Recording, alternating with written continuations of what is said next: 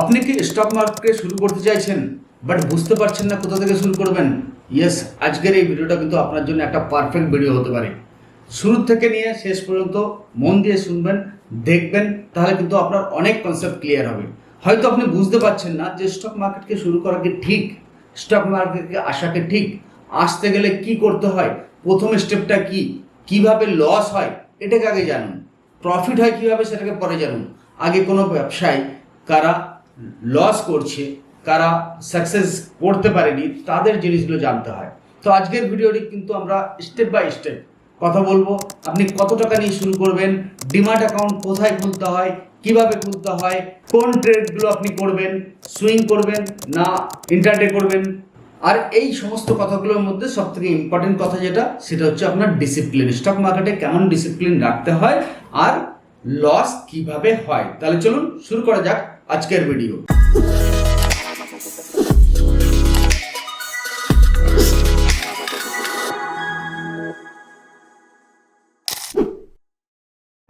Yes, তো যেমন কি দেখা যাচ্ছে কি আপনি কিন্তু মন দিয়ে স্টক মার্কেটকে স্টেপ বাই স্টেপ শেখার জন্য আজকের ভিডিওটা কন্টিনিউ করছেন।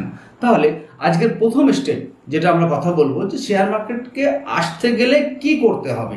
দেখুন, প্রথমত বলি যে শেয়ার মার্কেটে আসতে গেলে প্রথম স্টেপ হচ্ছে আপনার ডিম্যাট অ্যাকাউন্ট ওপেন করা।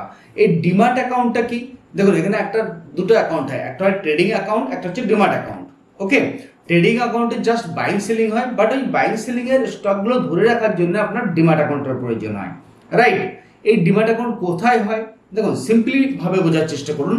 যেমন আমরা ব্যাংকে যেয়ে সেভিংস অ্যাকাউন্ট করি, কেন করি না? ব্যাংকে আমরা আমার গচ্ছিত টাকাকে সুরক্ষিত রাখার জন্য রাখি, সেখানে সামথিং একটা ইন্টারেস্ট দেয়, রাইট? সেভ করি, সেভিংস অ্যাকাউন্ট মানে এখানে যে টাকা আমি রাখলাম সেই টাকা আমার নিজের ইচ্ছা মতো মনিটাইজ করতে পারবো। তার মানে আজকে একটা শেয়ারে, কালকে অন্য শেয়ারে আমি শিফটিং করে করে কোনোটায় প্রফিট নিলাম, কোনোটা একটু লস হলো, মানি ম্যানেজমেন্ট, রিস্ক ম্যানেজমেন্ট করে আমার মতো ভাবে আমি ওখানে লেনদেন করতে পারবো।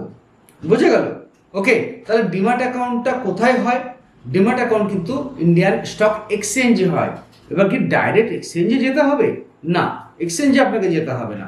দেখুন, এখান থেকে যদি আপনি 60-70 বছর আগে চলে যান, তখন কিন্তু ইন্ডিয়ায় সির্ফ রিজার্ভ ব্যাংক থাকতো। রিজার্ভ ব্যাংক যখন হিউজ কাস্টমার বেসকে সামলাতে না পারলো, তখন ব্যাংক করে দিল SBI bank, PNB bank, HDFC bank, axis bank. But তারপরেও এখন দেখতে পাচ্ছি যখন এসবিআই ব্যাংক হিউজ ক্লায়েন্ট হয়ে যাচ্ছে, তারা শাখা ব্যাংক করে দিল। ঠিক তেমনি প্রথমে স্টক এক্সচেঞ্জ ছিল, যারা হিউজ যখন ক্লায়েন্ট হতে থাকলো তারা সামলাতে পারছে না, ব্রোকার করে দিল। তারপরে ব্রোকাররা যখন সামলাতে পারছে না, তখন তাদের সাব ব্রোকার করে দিল। ঠিক আছে, যেমন আমাদের মতো যারা, আমরা কিন্তু ব্রোকারের সঙ্গে সাব ব্রোকার নিয়ে আমরা কাজ করি, রাইট? তো আপনি যখন ডিম্যাট অ্যাকাউন্ট ওপেন করবেন, আজকাল গুগলে সার্চ করলে ডাইরেক্টলি আপনি ব্রোকারের সঙ্গে ডিম্যাট অ্যাকাউন্ট ওপেন করতে পারেন, বা কোনো সাব ব্রোকারের আন্ডারে যে আপনি ডিম্যাট অ্যাকাউন্ট ওপেন করতে পারেন। এবার কথা আসছে, আপনি সাব ব্রোকারের আন্ডারে কেন ওপেন করবেন আর ডাইরেক্ট ব্রোকারে ওপেন করলে কি তফাৎটা আসবে, একটু বোঝার চেষ্টা করবেন। স্টেপ বাই স্টেপ সমস্ত প্রশ্নের উত্তর কিন্তু আপনি এই ভিডিওটায় পেয়ে যাবেন। এবং তারপরে যদি কোনো জায়গায় আপনার বুঝতে অসুবিধা হয়, জানতে অসুবিধা হয়, আরও ক্লিয়ারিটি করতে চান, তাহলে এই নাম্বারে আপনি যোগাযোগ করে নেবেন, রাইট? এবার দেখুন যে এই যে ব্রোকার এবং সাব ব্রোকার, তো ব্রোকার হচ্ছে ডাইরেক্টলি স্টক এক্সচেঞ্জের সঙ্গে লিঙ্ক আপ, তাদের ফার্স্ট স্টেপ। সাব ব্রোকার হচ্ছে এদের সেকেন্ড স্টেপ। এবার আপনার যে ব্রোকারেজ চার্জটা কাটে, যখনই আপনি কোনো ট্রেড করেন, তার একটা চার্জেস দিতে হয়, গভর্নমেন্টকে দিতে হয়, জিএসটি দিতে হয়, এসটিটি চার্জ দিতে হয়, ব্রোকার চার্জেস দিতে হয়। তো এই চার্জেসগুলো কিন্তু ডাইরেক্ট আপনি যদি ব্রোকারের সঙ্গে যোগাযোগ করেও করেন, সেই একই চার্জ দিতে হয়। সাব ব্রোকারের মাধ্যমে, মানে কি আমাদের মতো যারা সাব ব্রোকার আছে তাদের মাধ্যমেও করেন, তাহলে সেই একই চার্জেস দিতে হবে। ওকে, এটা অবশ্যই ক্লিয়ার থাকতে হবে না। হ্যাঁ, কোনো সাব ব্রোকার কিন্তু একটু বদমাশি করে, একটু চার্জ বাড়িয়ে নেয়, ঠিক আছে? সেটাকে আপনাকে বুঝতে হবে, ঠিক আছে? যে ডাইরেক্ট করলে কত চার্জ লাগছে, সাব ব্রোকার আন্ডারে করলে কত চার্জ লাগছে। কিন্তু এখানে সাব ব্রোকারটা ফেসিলিটি এটাই যে আপনার যে কোনো সমস্যা, সুবিধা অসুবিধায় ডাইরেক্ট সাব ব্রোকার কিন্তু আপনাকে হেল্প করবে। যেমন কি হয় যে আপনাকে ডাইরেক্ট কাস্টমার কেয়ারে ফোন করে আপনার সাপোর্ট পাওয়া যায়। তো কাস্টমার কেয়ারে সবসময় আপনি সম্পূর্ণ সঠিক সাপোর্টটা পাচ্ছেন না, তখন কিন্তু সাব ব্রোকার আপনাকে হেল্প করবে। তাহলে আপনার ডিমাট অ্যাকাউন্টের ব্যাপারটা ক্লিয়ার হলো, ব্রোকার সাব ব্রোকারের ব্যাপারটা ক্লিয়ার হলো, চার্জেস কাটে সেটা ক্লিয়ার হলো, যে আপনি আজকে ধরুন স্টেট ব্যাংক অফ ইন্ডিয়ার একটা শেয়ার কিনতে চাইছেন। আচ্ছা, এবার বলি, যদি আপনার মধ্যে শেয়ার কনসেপ্টটা ক্লিয়ার না থাকে, যে শেয়ারটাই বা কি, তাহলে কিন্তু আপনাদের পরবর্তী ভিডিও অবশ্যই মন দিয়ে দেখুন, যে অ্যাকচুয়ালি শেয়ার কি হয়, শেয়ারের দাম কিভাবে ওঠানামা করে, এটা আমরা পরবর্তী ভিডিওয় বলবো। এবং এই ভিডিওটায় আরও ক্লিয়ার করব যে আপনি কখন কোন কোন শেয়ারে ইনভেস্ট করতে পারেন, কীরকমভাবে আপনার এই লজিকটা ধীরে ধীরে ইমপ্রুভমেন্ট হবে, নলেজটা ধীরে ধীরে ইমপ্রুভমেন্ট হবে। ওকে, তাহলে ব্রোকারের পার্টটা পর্যন্ত আমরা ক্লিয়ার করলাম। এরপরে কোশ্চেন আমাদের কি ছিল, কোন স্টক কিনবেন। তাহলে কোন স্টক কিনবেন, দেখুন এটার জন্য আপনাকে মার্কেটকে র্যাকি করতে হবে বহুদিন, ঠিক আছে, মার্কেটকে ভালোভাবে বুঝতে হবে, শিখতে হবে, জানতে হবে।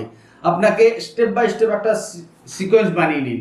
দেখুন, আপনি যদি ক্লাস 5 থেকে ক্লাস 10 পর্যন্ত পড়াশোনা করতে যান, তাহলে কি একবারে একটা সিলেবাস থাকে 5 থেকে 10 পর্যন্ত, নাকি ফার্স্ট 5, 6, 7, 8, 9, 10 থাকে? তো ডেফিনেটলি 5, 6, 7, 8, 9, 10 পর্যন্ত থাকে। এবার দেখুন কোন স্টকে ইনভেস্ট করবেন সেটা একটু দূরের পার্ট, ঠিক আছে। আগে আপনাকে ডিমাট অ্যাকাউন্ট ওপেন করার পর তারপরে শেয়ারের নাম কিভাবে আনতে হয়, একটা একটা শেয়ার ওঠানামা কি করে করছে, সেই পার্টগুলোকে দেখতে হবে এবং সেই পার্টগুলোকে বুঝতে হবে, ঠিক আছে। এবার এখানে একটুখানি কথা বলি, যখনই আপনাদের ডিমাট অ্যাকাউন্ট আমাদের আন্ডারে হয়, তখন কিন্তু আমরা আপনাকে স্পেশাল ক্লাসের মাধ্যম দিয়ে, ফ্রি অফ কস্ট স্পেশাল ক্লাসের মাধ্যম দিয়ে এই জিনিসগুলো স্টেপ বাই স্টেপ বোঝানোর চেষ্টা করি, 1 to 1। ওকে, এবার দেখুন এখানে কি কি বোঝার ব্যাপার থাকে, না যেমন আমি বললাম যে আপনি স্টকের নামটা কি করে নিয়ে আসবেন, ঠিক আছে।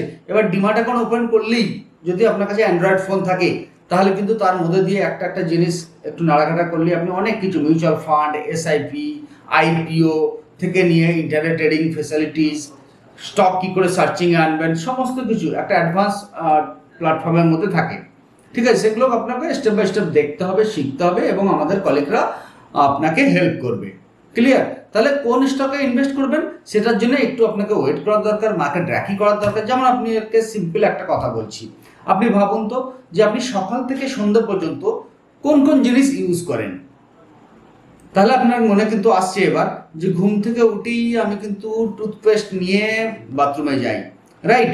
তাহলে টুথপেস্টটা কোন কোম্পানির ইউজ করি, তো সেখানে কিন্তু একটা কমন নাম চলে আসবে, কলগেট। দেখুন আমি কিন্তু কোনো কোম্পানির ডাইরেক্টলি নাম বলছি না, এটা একটা এডুকেটেড ভিডিও, তো যার জন্যে যে নামগুলো সামনে আসে নর্মালি সেগুলোর কথা বলছি, যেমন কলগেট, ডাবরের পেস্ট, পতঞ্জলির পেস্ট, ইউজ অন্যান্য কোম্পানি আছে। তাহলে আমরা এর মধ্যে কোন কোম্পানিটাকে সদিও থেকে জানি, বহু বছর থেকে জানি, তাহলে কি না সিম্পলি একটা লজিক আসছে, তো সেই কোম্পানিটা এত বছর ধরে মার্কেটে আছে, তাহলে সেই কোম্পানিটার যে শেয়ারটা আছে সেটাও নিশ্চয়ই বহু বছর ধরে থাকবে, একটা সিম্পল কনসেপ্ট। আচ্ছা, তারপরে আমরা কি করি, টাওয়েল ইউজ করি বা জামা প্যান্ট পরি, জামা প্যান্ট তৈরি করার কোম্পানি, রেপুটেড কোম্পানি কোনটা সেটা আপনি ভাবুন। তারপরে কি করি, সাপোজ আমি স্কুটি নিয়ে বেরিয়ে পড়ি, ওকে, বা বাইক নিয়ে বেরিয়ে পড়ি, তাহলে এই বাইকটা কোন কোম্পানির আছে, তো এইভাবে কিন্তু আমি শেয়ারে মনোযোগ করতে পারি। আচ্ছা, চা খেতে বসি, তো চা খেতে বসলে কোন কোম্পানির চাটা খাচ্ছি, বা বিস্কিট খেতে গেলে কোন কোম্পানির বিস্কিটটা আমরা সব থেকে ফেভার করি, ওকে। তো এইরকম ভাবে কিন্তু আপনি শেয়ারের কনসেপ্টটাকে আনতে পারবেন, বোঝা গেল? তাহলে কোন কোম্পানিতে ইনভেস্ট করবেন, এর কথার লজিকের অ্যান্সার পেলেন? ডেফিনেটলি আপনি দৈনন্দিন জীবনে যেসব জিনিসগুলো ইউজ করছেন তার মধ্যেই আপনি ক্যাটাগরি ভাগ করে নিতে পারেন। ক্লিয়ার? নেক্সট পার্ট হচ্ছে কত টাকা দিয়ে আপনি ইনভেস্টমেন্ট শুরু করবেন। দেখুন, আমি কিন্তু কখনোই আমাদের স্টুডেন্ট বা কখনোই ইউটিউবে বা কোনো ফলোয়ার্সদের বলি না যে আপনাকে 1 লাখ, 2 লাখ, 5 লাখ, 10 লাখ টাকা আনতে হবে।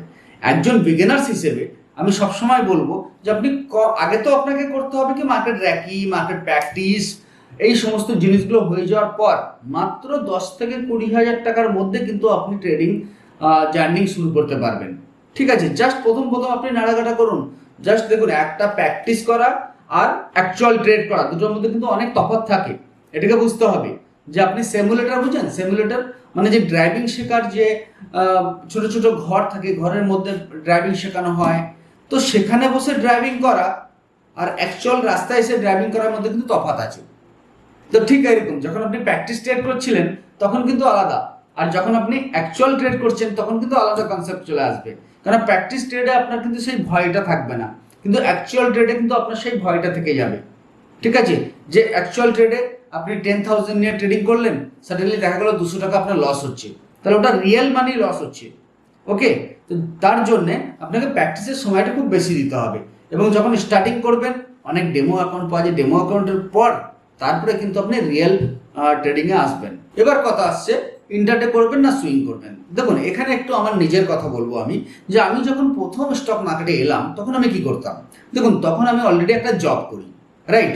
আর আপনারা অনেকেই জানেন যে আমি কি জবের থেকে এখানে এসেছি, কোন প্রফেশনাল থেকে এখানে এসেছি। তো আমি ডিফেন্স লাইনে ছিলাম, এবার সেখানে আমাদের অত সময় হতো না।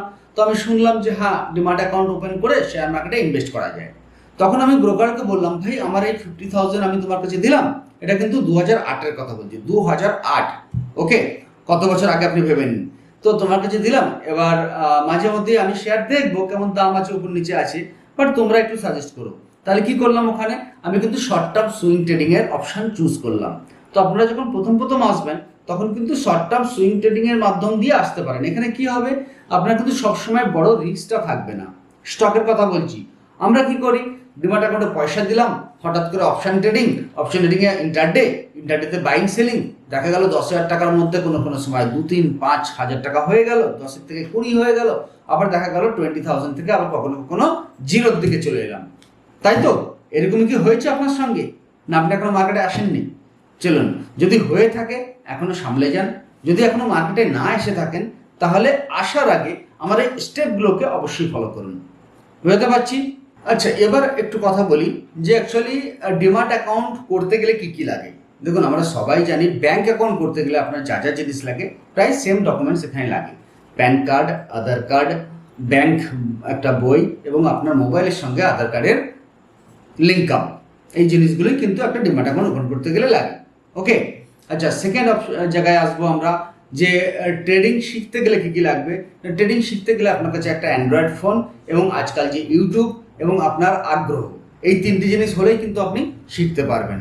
ওকে, এবার বলি যে আমি তো শেখার তো ইন্টারেস্ট আছে, বাট শিখবোটা কি স্টক মার্কেটের মধ্যে? ইয়েস, এবার আপনাকে বলি যে স্টকের প্রাইস সকাল 9:15 থেকে 3:30 পর্যন্ত সবসময় আপ ডাউন হয়। এই আপ ডাউনের মধ্যে অনেক রকম প্যাটার্ন তৈরি করে। ঠিক আছে, যেমন দেখুন নতুন নতুন বাইকের স্টাইল আমরা দেখতে পাই না? তো বাইকের স্টাইলে কি হয়, ধীরে ধীরে যারা বাইক ডিজাইনার তারা কিন্তু সেই থিঙ্কিংটা রাখে যে কেমন ডিজাইন লোকেদের পছন্দ হচ্ছে। তো মার্কেটও কিন্তু এক এক সময় এক এক সিচুয়েশন এক এক চার্ট প্যাটার্ন তৈরি করে এবং নতুন নতুন সিকোয়েন্স এর মধ্যে আসতে থাকে। তো এখানে আমি বলতে চাইছি, যেমন ক্যান্ডেল স্টিক বুঝতে হবে আপনাকে, চার্ট প্যাটার্ন বুঝতে হবে, বেশি ইন্ডিকেটর ইউজ করবেন না, কম ইন্ডিকেটর, বাট ইন্ডিকেটরের সঠিক ইউজ করা আসতে হবে। ঠিক আছে, কিভাবে কোন ইন্ডিকেটরটা ইউজ করা হয়। তো এইভাবে এই যে একটা সেট আপনার রেডি হয়ে যাবে, এই সেট আপটাকে কন্টিনিউ কয়েকটা মাস সময় দিন। আগে সেট আপটা রেডি করতেই আপনার 1 থেকে 2 মাস লেগে যাবে। সেইটা রেডি হয়ে গেলে কেন 1 থেকে 2 মাস লেগে যাবে সেটা একটু বলি। কেননা দেখুন, আপনি জানেন না যে ক্যান্ডেলের মধ্যে কোন কোন ক্যান্ডেলগুলো কীরকমভাবে ওয়ার্ক করে। আমরা কি বলি যে ক্যান্ডেল হ্যামার ক্যান্ডেল, একটা হ্যামার ক্যান্ডেল মানে একটা বাউন্স ব্যাক সেলার থেকে বাইরে কনভার্ট হওয়া একটা ক্যান্ডেল। বাট এই ক্যান্ডেলটা চার্টের কোন জায়গায় হলে আপনার প্রফিট করবে আর কোন জায়গায় হলে আপনার ট্রেডিংয়ে কাজে লাগবে সেটাকে আপনাকে বুঝতে হবে। ঠিক আছে, তাহলে চার্টের কোন জায়গায় হতে হবে না, একটা সাপোর্ট লেভেলে হতে হবে। এবার বলবেন স্যার শেয়ারের সাপোর্ট লেভেল কি হয়, সাপোর্ট কাকে বলে? তো এরকম বহু কোশ্চেন আপনার মধ্যে আসবে। দেখুন যখনই আপনার মনের মধ্যে কোনো কোশ্চেন আসছে, যদি আপনি সিকোয়েন্স ওয়াইজ না জানেন, ওই কোশ্চেনগুলো একটা ইজি প্রসেস বলে দিয়ে, আজকাল সবাই ChatGPT ইউজ করেন, গুগল ইউজ করেন। তো গুগলে বা ChatGPTতে সেই কথাটা লিখুন, আপনার ল্যাঙ্গুয়েজে খুব সুন্দরভাবে কিন্তু সেই জিনিসটা শিখিয়ে দেবে। এবার দেখুন, বই সবার কাছে থাকে, তবু আমরা বই নিয়ে স্কুলে যাই, তাই তো? কেন? ওখানে একজন টিচার থাকবে যে বইয়ের ভাষাগুলো আমাকে সুন্দরভাবে বুঝিয়ে দেবে। তাহলে এবার কি হবে, ChatGPT কিন্তু আপনাকে প্রায় বইয়ের মতো কাজ করবে এবং অনেক সময় সুন্দর একটা টিচারের মতো কাজ করে, কিন্তু কিছু কিছু জায়গায় খামতি থেকে যায়।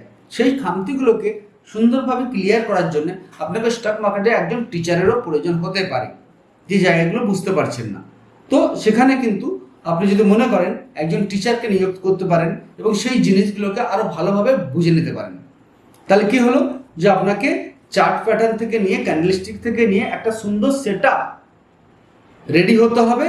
সেটা যখন রেডি হয়ে গেল, তার উপরে আপনি প্র্যাকটিস করুন। তার উপর আপনি প্র্যাকটিস করুন। এই পুরো কাজটার জন্য আপনি 5 থেকে 6টা মাস সময় দিন। ঠিক আছে, 5 থেকে 6টা মাস সময় দিন, তারপরে আপনার রিয়েল মানি যেটা সেটা আপনি ইউজ করবেন। বোঝা গেল? এখানে একটা কথা অবশ্যই আপনাদের বলবো, যে কথাটা হচ্ছে যে মানি ম্যানেজমেন্ট, রিস্ক ম্যানেজমেন্ট, এটা কিন্তু স্টক মার্কেটে যে কোনো ব্যবসার ক্ষেত্রে খুবই প্রযোজ্য। আমি শুধু স্টক মার্কেটের কথা বলছি না, আপনি একটা কাপড়ের দোকান করুন, আপনি একটা মোমোর স্টল করুন, আপনি একটা বিস্কিট ফ্যাক্টরি করুন, যে কোনো জায়গায় যে কোনো বিজনেসে মানি ম্যানেজমেন্ট, রিস্ক ম্যানেজমেন্ট এই দুটোকে আপনাকে ভালো করে বুঝতে হবে। যে আমি আজকে 1 লাখ টাকা দিয়ে কোনো বিজনেসে নেমেছি, তো আপনার বিজনেস ডেভেলপমেন্টের জন্য কি কি পয়েন্ট আমাকে লিখতে হবে। 1 নম্বর, যে এই কাজ করলে আমার বিজনেস ডেভেলপমেন্ট হতে পারে। টাইম টু টাইম সেটাকে ভেরিফাই করা এবং সেই যে ডেভেলপমেন্ট যে আপনি রুলসটা করেছেন সেটাকে কিছুটা কিছু চেঞ্জ করতেও হতে পারে। তো তেমনি স্টক মার্কেটে যে স্ট্র্যাটেজিস বা যে টেকনিক্যাল আপনি ইউজ করেছেন কোনো কোনো সময় তার থেকে একটু চেঞ্জমেন্টও আনতে হতে পারে। বুঝতে পারলাম? এবার হচ্ছে মানি ম্যানেজমেন্ট। মানি ম্যানেজমেন্টে স্টক মার্কেটে সবথেকে একটা বড় জিনিস, দেখুন আপনি যদি একটা কাপড়ের দোকান করেন বা অন্য যে কোনো বিজনেস করছেন, আপনি 50,000 টাকার কাপড় দোকানে স্টোর করলেন, সেখানে দেখা গেল 30,000 টাকার কাপড় সেল হলো, 20,000 টাকা সেল হলো না, বা 40,000 টাকা সেল হলো, 10,000 টাকা সেল হলো না। তখন কি করেন? সেই 10,000 টাকার কাপড় যদি আপনার 500 টাকা করে একটা কাপড় কেনা থাকে, তাহলে সেই 500 টাকার কাপড়গুলো 1 বছর থেকে থেকে আপনার পয়সাটাও স্টোর হয়ে গেল, কাপড়টাও পুরনো হয়ে গেছে, তখন 500 টাকার কাপড় অনেক সময় 100 টাকায় সেল করে দিতে হয়, তাই তো? ঠিক বলছি? কিন্তু আর কাপড়টা কি হয়, প্রতিনিয়ত ক্রেতা আসবে কি না আসবে না তার কোনো গ্যারান্টি নেই। এমন তো নয় যে আপনি আজকে 50,000 টাকার কাপড় কিনলেন, কালকেই 50,000 টাকার কাপড় বিক্রি হয়ে যাবে, বা কম দামেও বিক্রি করলে আপনি কালকে 50,000 টাকা কাপড় বিক্রি করার লোক পাবেন, সেটা তো নয় না। কিন্তু স্টক মার্কেটে কিন্তু আজকে যদি আপনি 50,000 টাকার কোনো স্টক কেনেন এবং কালকে যদি মনে করেন না আমার পয়সার দরকার তুলে নেব বা একটু লস হয়ে যাচ্ছে, আপনি কিন্তু সঙ্গে সঙ্গে ওই 50,000 টাকার যে স্টক আছে সেটাকে সেল করে দিতে পারেন। কারণ এখানে ক্রেতা এবং বিক্রেতা সবসময় অনলাইনে পাওয়া যায় এবং ঘরের কোণে বসে বসে বাইরে আপনার কোথাও যাওয়ার প্রয়োজন নেই। বুঝতে পারলাম? রেপুটেড স্টকে ট্রেড করুন, সব সময় ক্রেতা বিক্রেতা পাবেন। এখানে আপনাকে ক্রেতা বিক্রেতা বাইরে যে খুঁজতে হবে না।